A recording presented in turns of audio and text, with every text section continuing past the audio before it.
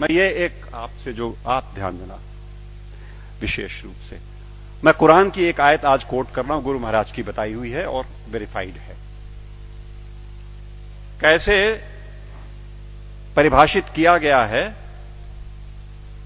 खुदा को और कैसे परिभाषित किया गया है परमात्मा को।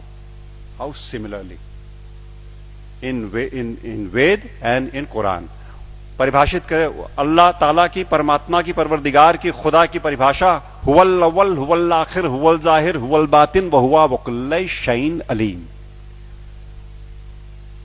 हुवल अव्वल, he is the first, there is nothing before him. हुवल अव्वल, हुवल आखिर, उसके बाद कुछ नहीं होगा। वो परवरदिगार वो है जिसके आगे कुछ नहीं होगा, उसके आगे कुछ है नहीं। हुवल जाहिर, जितना दिखता है वो सब वही है। हुवल बातिन, जो हमें दिखता है वही थोड़ी है। चंद्रमा का पिछला हिस्सा नहीं दिखता तो क्या है नहीं? तो जो तुम्हें नहीं दिखता लेकिन है वो भी वही है। हुवल जाहिर हुवल बातिन वहुवा वकुल्ल शैइन अलीम, हर बातों को जानने वाला है वो। और क्या कहते हैं वेद, क्या कहते हैं? शिव सहस्त्र नाम में भगवान शंकर के 1000 नाम हैं। अनाद्यंतः व्यक्ता व्यक्तः बहुश्रुतः।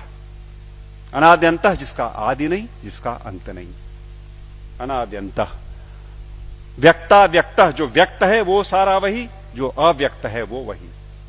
बहुश्रुतः, सर्वज्ञ, सब कुछ जानने वाला, कॉन्शियसनेस का सोर्स है ना वो, इसलिए सब कुछ जानने वाला वही परमात्मा, वही परवरदिगार।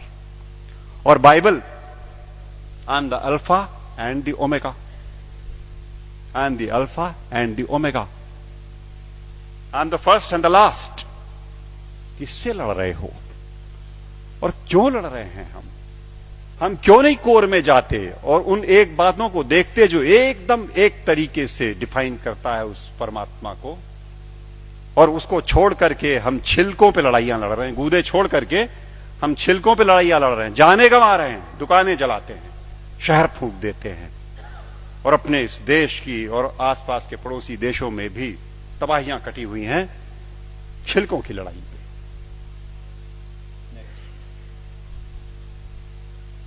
सूफी फकीर कहता है अन अल हक, ट्रांसलेटेड इट मीन्स अहम ब्रह्मास्मि, आई एम द सेम। अन अल हक, ये सूफी फकीर बोलते हैं। लेकिन हम हैं कि लड़ने से बाज नहीं आने वाले। हम हैं वो इसे नहीं सुनेंगे, न मानने को तैयार होंगे। वो वही बात होली बाइबल जब कहती है कि I am the way the truth and the life, no one cometh unto the father but by me. But by me means through the soul, जो हमारे अंदर वो ज्योति का पुंज है, उसी के थ्रू रास्ता अंदर जाएगा। एक बात और, वेद कहते हैं न तस्य प्रतिमा अस्ति यस्य नामा महद्यशः, उसकी परवरदिगार की कोई मूर्ति नहीं बन सकती। वेद कहते हैं निराकार ब्रह्म को जब परिभाषित करते हैं तो कहते हैं न तस्य प्रतिमा अस्ति यस्य नामा महद्यशः। गुरु जी बैठे हुए हैं, कुछ अगर खोट हो तो टोक देंगे।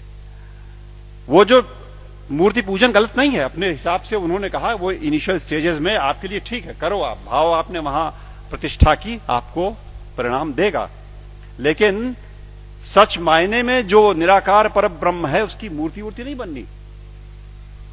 तो बातें फिर वही सारी की सारी, जहां एका है वो देखेंगे नहीं, जहां झगड़ा है वहां बैठे हुए हैं, वहां हथियार निकाल लिए हैं। नेक्स्ट, सच बात तो यह है कि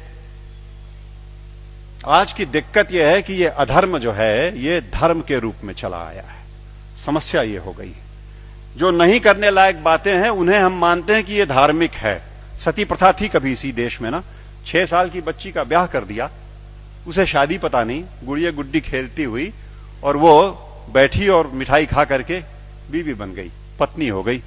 और बगल के गांव का लड़का 8 साल का किसी बीमारी में चला गया, अब ये सती हो गई। अब इसे चढ़ा दो किसी ढेर सारे लकड़ी के ढेर पे और लाठियों से पीट के और ढोल ढपाटे मचाते हुए सती कर दो। पागलपन। It was never a prescription of any of the religions that we have. लेकिन वो एक बार धर्म मान लिया लोगों ने तो अपनी बेटियों को जला दिया। दिक्कत तब है जब देश में अधर्म धर्म का लबादा ओढ़ के आता है, लड़ाई लंबी हो जाती है। हम उसे धर्म मानते हैं जो अधर्म है। अभी चल रहा है, मैंने कैंपेन किया जबलपुर में, एंटी क्रैकर कैंपेन। दिवाली पे मर्यादा पुरुषोत्तम भगवान राम के आगमन के नाम पे ये देश विश्वनाथ जी 6,000 करोड़ रुपए का बारूद अपने आसमान में भरता है। 6,000 करोड़ का बारूद उस देश में जहां दिवाली के दिन करोड़ों के हाथ में एक बताशा नहीं और एक दिया नहीं। अधर्म। जुआ खेलते हैं, शराब पीते हैं, दिवाली में लक्ष्मी जी प्रसन्न हो जाएंगी जुआ खेलने से। What a madness is that. लेकिन चल रहा है। अधर्म जब धर्म का लबादा ओढ़ के घुसेगा समाज में तो नहीं निकलेगा आसानी से। और अगर वो निकलेगा आपके प्रयास से, आप जगे हुए लोग हैं, आपके प्रयास से जाएगा। राह चलतों के प्रयास में से वो बात नहीं आनी, वो समझ ही नहीं सकते। या आप सुन तो रहे हो, आप शायद समझ भी जरूर रहे होगे। इस देश का एक बड़ा हिस्सा इन बातों को न सुन पाएगा न समझेगा। धैर्य नहीं उसके पास, समझ भी नहीं उसके पास। और आवश्यकता इस बात की है कि अधर्म जब धर्म का लबादा ओढ़ के आए तो पहचान के इग्नोर कर दो। लड़ाई नहीं लड़नी, आवश्यकता नहीं उससे लड़ाई की। It only needs to be ignored and probably